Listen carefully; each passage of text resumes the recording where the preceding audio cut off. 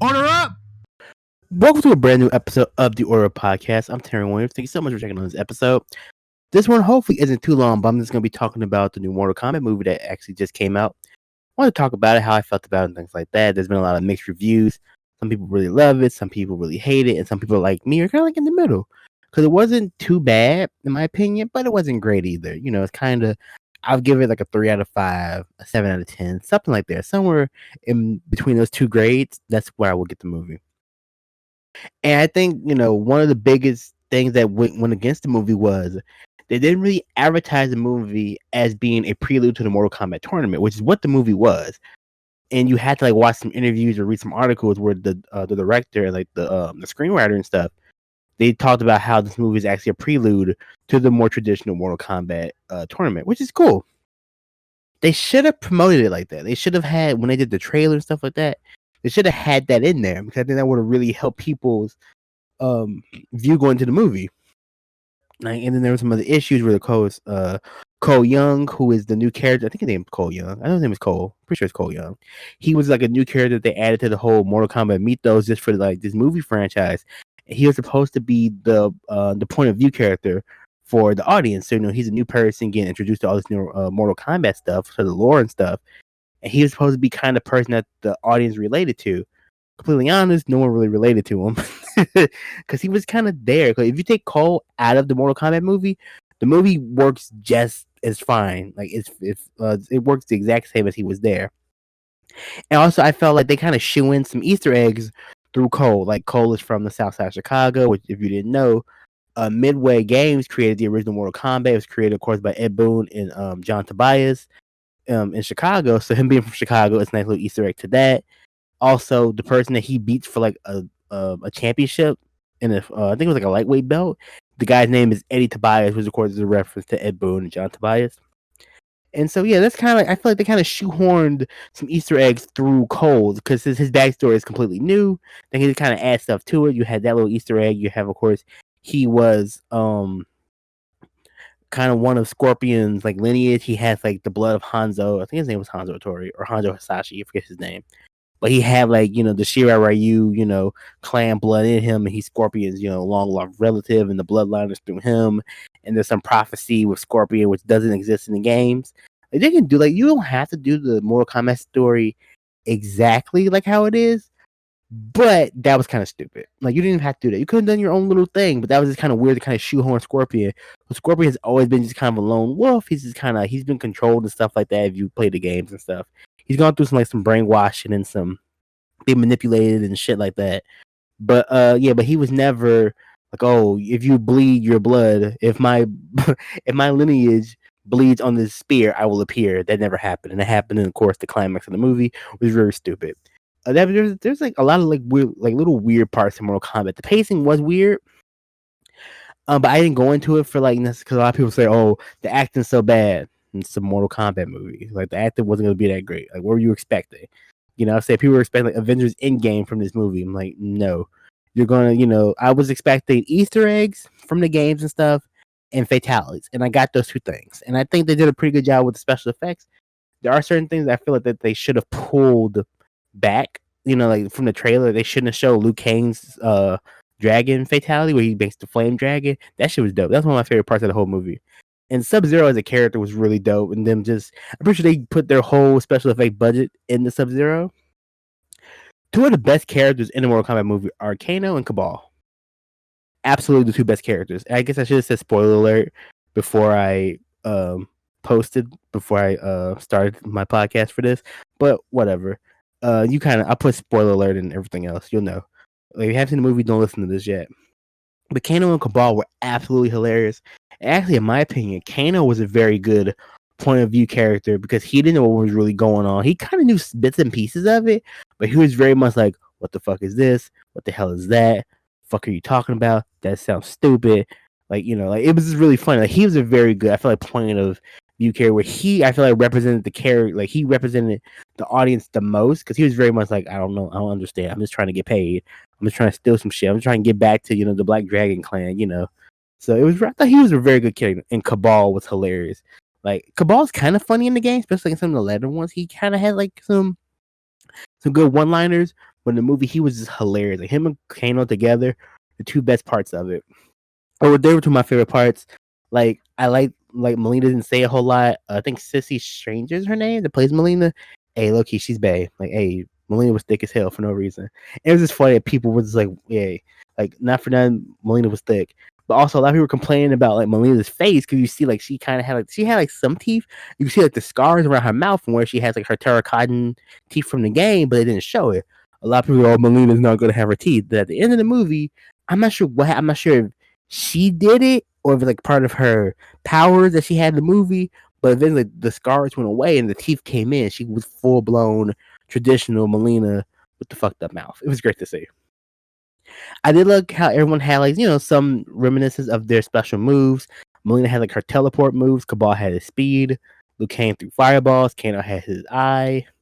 Sonya ended up her power like her beams, her pulses, whatever they're called.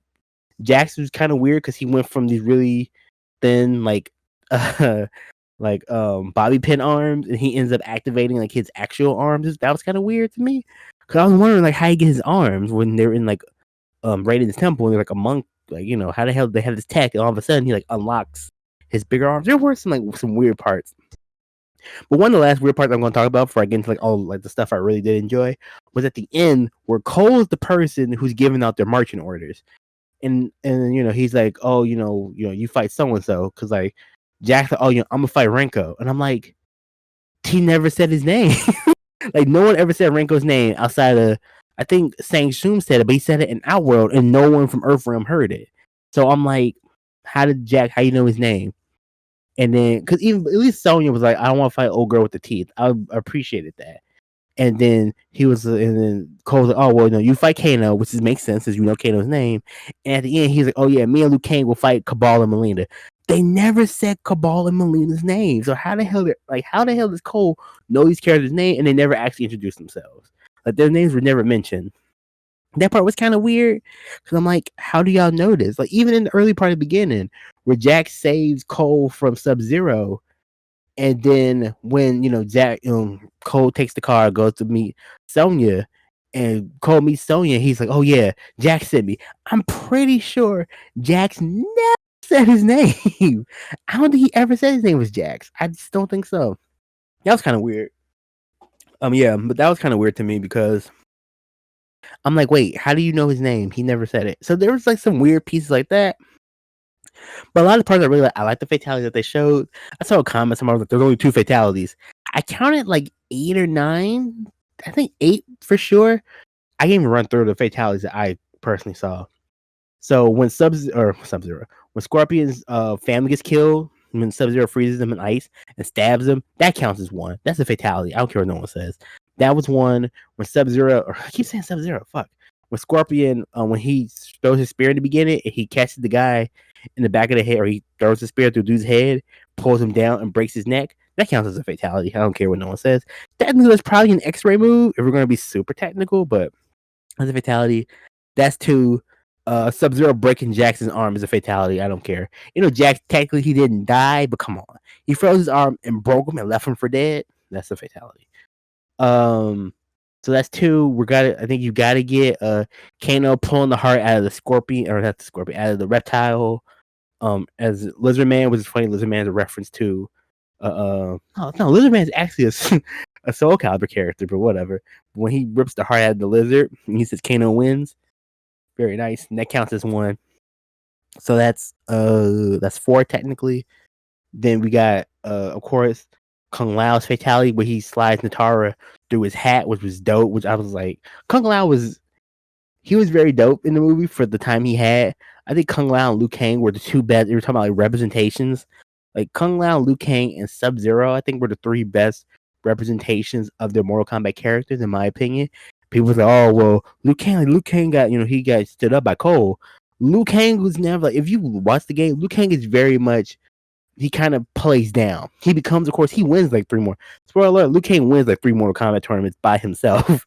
But Liu Kang is a monk. He's very, kind of submissive more. He takes a back seat. He's kind of like, yo, I ain't trying to do that. I'm doing what Master Raiden says. I fight when I need to, stuff like that. Liu Kang's not really the leader type. He kind of plays. He's a good soldier, pretty much. You tell him what to do, he does it. But he steps up when he needs to, and that's how he was in the movie. And so it's Kung Lao. Like they're very much the same. They're monks. They kind of have this discipline and things like that. They do what they're told. They're very disciplined. They're very honorable. And people go, "Oh, I ain't like this Luke." I'm like, Luke Kang was fine. Luke Kang, he threw fireballs. He did the bicycle kick, which was nice. Some people say, "Oh, the bicycle kick." I'm like, it looked fine. I did the bicycle kick in the first movie, in the first Mortal Kombat movie from the '90s. Did look better, but he did a bicycle kick, which was nice. He threw fireballs. He did, and he even did his dragon fatality, which I thought was one of the sickest ones. And they shouldn't have put that in the trailer. That should have been saved. That should have been a big, dope ass moment. But they spoiled that. They shouldn't have put that in the trailer. But also one of my favorite parts in the movie is when Liu Kang beat Kano with 3 trips. Which, if you go back to the old Mortal Kombat movies or the old Mortal Kombat games, like Mortal Kombat 1, 2, and I think 3 as well, you just do a bunch of trips, especially against a computer. You could just trip them all day and they die. It's pretty funny. And I thought that was like a nice little reference to that, to old school Mortal Kombat with the trips. But yeah, I think Kung Lao, and he did like his hat teleport from the ground where his hat was on the ground. He teleported up. That was also really nice. I'm happy that they didn't put that in the trailer. That would have kind of blown me. But seeing Renko and Natara was cool because they're 2 lesser characters. I think they appeared. I think Renko appeared in Mortal Kombat like 4 Deadly Alliance. I know Natara came in during Deadly Alliance or Deception 1 to 2. But they're 2 like lesser known characters, and they were in the movie, which made me really think they're probably gonna put in some really interesting characters into the next one. Hopefully, this Mortal Kombat makes enough movie where we get a second one, we get to actually see the tournament. And also, because Mortal Kombat is a prelude to the traditional tournament, another reason why Johnny Cage wasn't there. They do a little, the end part of the movie is they tease Johnny Cage. But yeah, but back to the fatalities. So I just talked about Liu Kang's dragon, which is one. Kung Lao saw Natara through his hat, which was really dope. Kung Lao getting his soul stolen from Shang Tsung. That's another one. That's another one. Because that's a fatality. Like, I don't care what no one says. That's a fatality. I want to say Cole killing Goro the way he slashed. Technically he didn't. That's not really a fatality. And I also feel like Cole. Someone comment and tell me if I'm wrong. If Cole felt like his style when he got his shield, he got his power, which was like his armor. He got his 2 tonfas. That felt very much like Deception and Deadly Alliance, because that's where they added like the sword, the weapon stances. That felt a lot like that, where he has his MMA background, but he also had weapons. That felt so much like a Deadly Alliance Deception reference. I could be wrong, but that's just I remember when they really introduced that, where everyone had like a weapon stance. So that felt like that was really kind of like a little nod to that. So yeah, so I give Cole killing Goro as a fatality in my opinion. He gets one. Jack smashing Renko at the pit. He should have uppercutted him, like he really should have. That would have been a nice one. But Jack's doing his fatality, his classic fatality. Sonya shooting Melina with the beam pulse through her like chest. And I think that's her fatality from MKX or MK11. Because that's when she does that, when she shoots, or I don't know if it's her or if it's her like her drone in the game. But that's pretty much what she does. And also Sonya killing Kano, I guess it counts as a fatality. It's pretty straightforward. She just hit him in the head with like a stone or some shit. But she hits him in the eye and kills him. But we'll give her a fatality on that one too. And of course, Scorpion does his old school fatality with the Hellfire, where he takes off his mask and blows it, and and he burns Sub-Zero to a crisp. So yeah, those are all the I think that's all the fatalities. There might have been one more I didn't count, but yeah, that's all of them.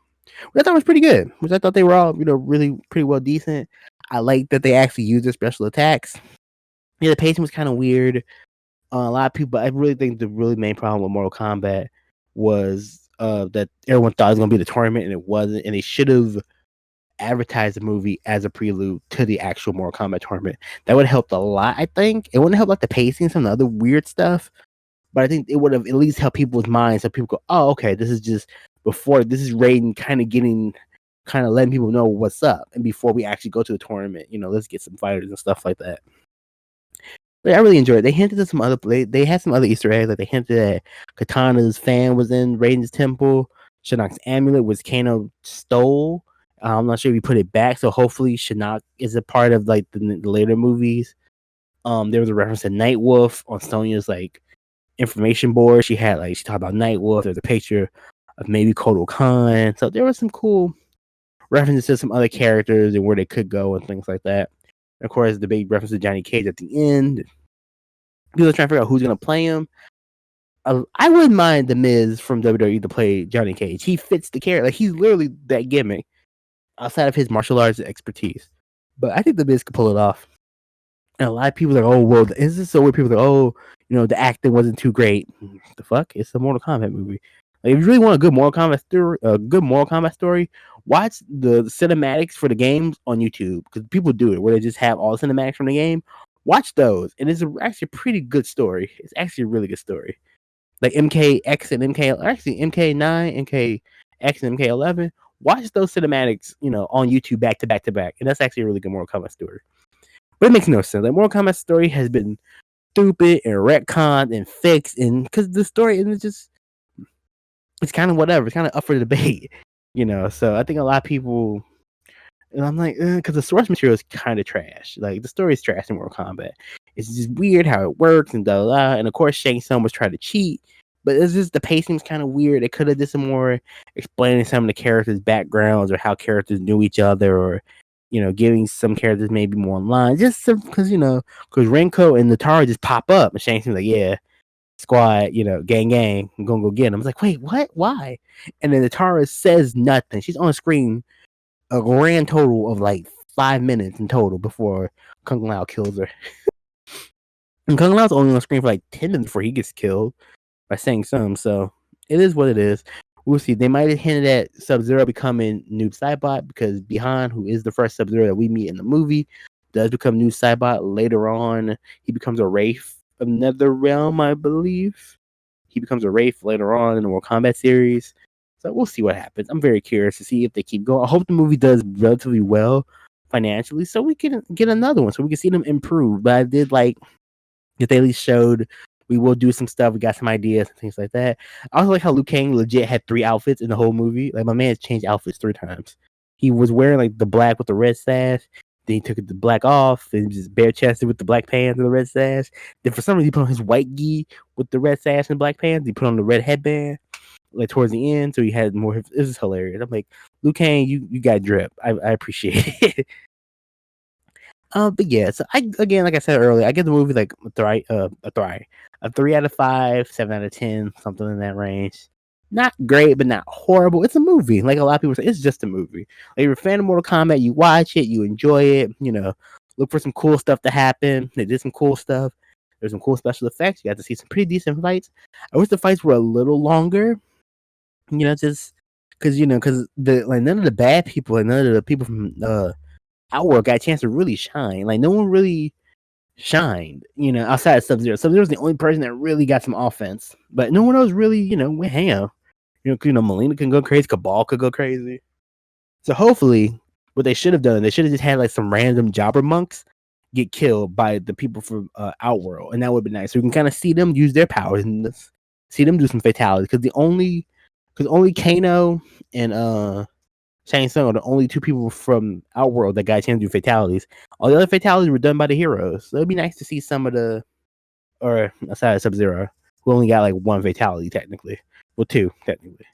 In the whole movie. So we should see some more jobbers just get killed. Just some random soldiers from special forces or something just pop up and get killed. Just so we can see everyone else's powers and see them get some shine. I would love to see like Cabal do his traditional fatality where he runs really fast and spins you around and it spins off your skin and stuff, and you're left with just a skeleton. That would have been stupid, but hey, what am I saying? We're seeing him use like his hook swords. Because his hook swords are dope. But that's my impression. I guess now, I guess I can say it's a review. My impressions, or really my thoughts on the Mortal Kombat 2021. I'm definitely checking out if you're a Mortal Kombat fan, video game fan. It's decent. It's I say, hey, it's decent. Maybe I'll go out to the movies to see it. We have HBO Max, or if you watch it somewhere else, definitely watch it, check it out. It's a good time. It's good about 2 hours of your life. It's not bad. It's fun. It's a movie. Something to watch. Anyway, thank you for checking out this brand new episode of the Aura Podcast. I greatly appreciate it. Like, share, comment, subscribe to the video that's on YouTube. Of course, share the podcast when it goes up on Spotify and things like that. And on Anchor, I greatly appreciate it. Always and forever, slicing, dicing, gaming. Not just a motto, it's a lifestyle. I'll see you in the next podcast. Later.